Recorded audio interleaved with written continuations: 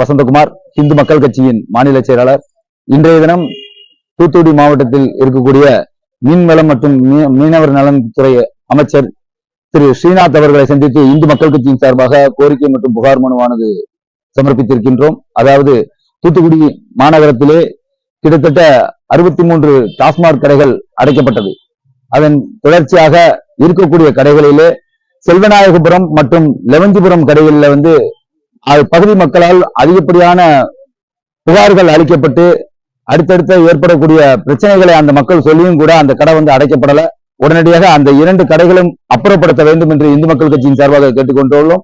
மேலும் தூத்துக்குடியினுடைய பிரதான சிவன் மற்றும் பெருமாள் கோவிலில் இருக்கக்கூடிய அறங்காவலர் குழுக்களை தகுதி நீக்கம் செய்யப்பட வேண்டும். அது மட்டும் இல்லாத ஒரு ஆன்மீகவாதி, அரசியல் பின்புலம் இல்லாத ஆன்மீகம் நிறைந்த பயபக்தி உள்ளவர்களை அறங்காவலர் குழுவிலே நியமிக்கப்பட வேண்டும். தூத்துக்குடி வைகுண்டபதி திருக்கோயிலினுடைய திருப்பணியானது மந்த நிலை ஏற்பட்டுள்ளது. செயற்கையான ஒரு மந்த நிலையை உருவாக்கி இங்க இருக்கக்கூடிய அறங்காவலர் குழு தலைவர்கள் அந்த கோவிலினுடைய ஃபண்ட் வங்கியில இருக்கக்கூடிய வைப்பு நிதியை எடுப்பதற்கு என்ன முயற்சி பண்றாங்களே தவிர திருக்கோவிலுடைய திருப்பணியை வேகமா முடிச்சு அந்த திருக்கோவிலுடைய கும்பாபிஷேகத்தை நடத்தணும் அப்படிங்கிற எந்த விதமான எண்ணமும் இல்லை. அது மட்டும் இல்லாம அந்த திருக்கோவிலுடைய தலைவர் அறங்காவலர் குழு தலைவர் செந்தில்குமார் அவர்கள் மீது பலவிதமான மோசடி புகார்கள் இருக்கு. அவர்கள் மீதான நடவடிக்கைகளை எடுக்கணும், அது விசாரணை செய்யணும், உரிய விசாரணை செய்து அவர் மீதான சட்ட நடவடிக்கை எடுக்கணும்.